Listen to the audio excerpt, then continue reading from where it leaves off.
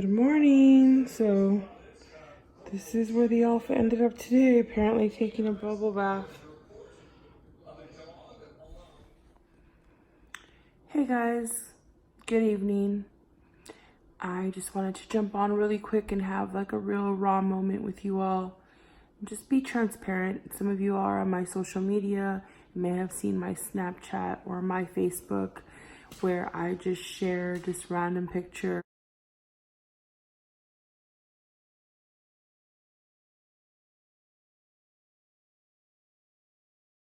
of like these goodies.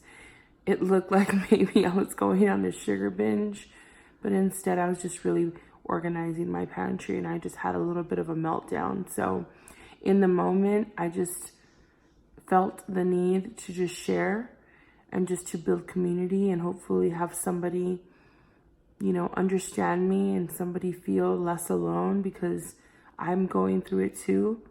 We're at 3.5 years later almost that Milton's been gone, and the loss is still so profound. And in the middle of a Friday when I could be lounging or chilling because it's a slow part of the work week or slow part of the season, the year, etc., I just lost my mind for a little bit and my flesh was really in my feelings and I miss Milton.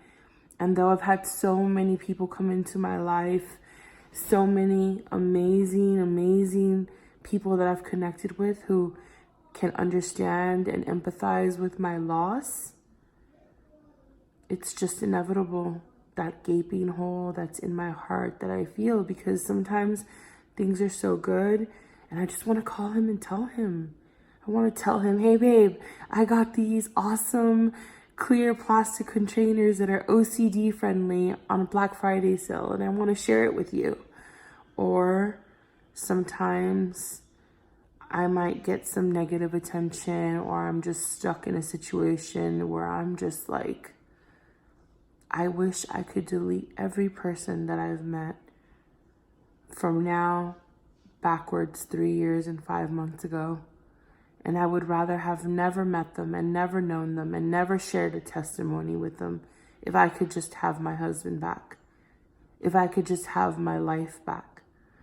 If I could just not be a single parent. And sometimes I'm weak, guys, and my flesh fails me and I'm angry at Milton. I'm angry. I'm just like, after everything we went through, after every hurdle, after being a mediator for your children, for your, children's mothers, for your, just so much. After you finally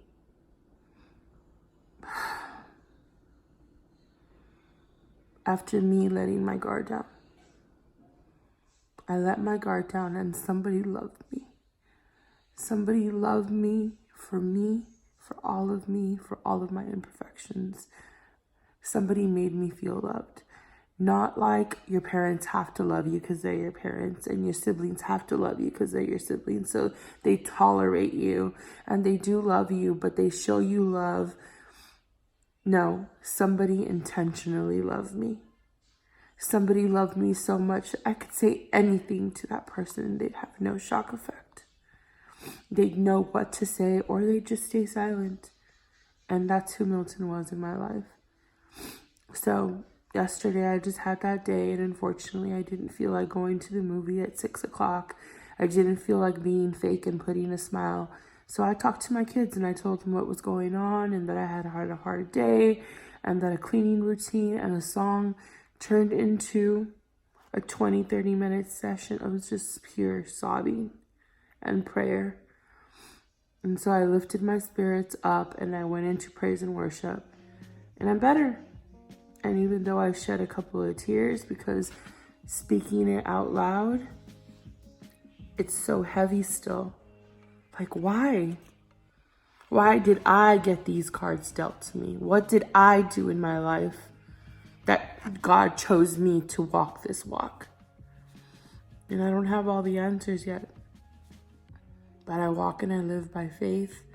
And I'm bringing you along with me because I just feel like I need to share it We don't learn how to grieve in school. We don't learn how to grieve along our broken road.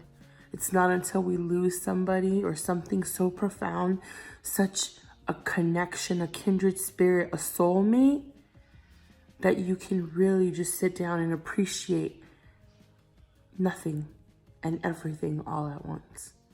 So I encourage you all today just to keep the faith, stay in prayer, whatever it is that you might be going through, to whomever that might be able to be encouraged by my transparency. Just know that you're not alone. And as far as my kids, they're so awesome. They understand. So we're going to keep it pushing. We're going to chin up. And tomorrow's a new start. So thank you for just listening to me and hearing this out. And we will take you along with us tomorrow. Good night.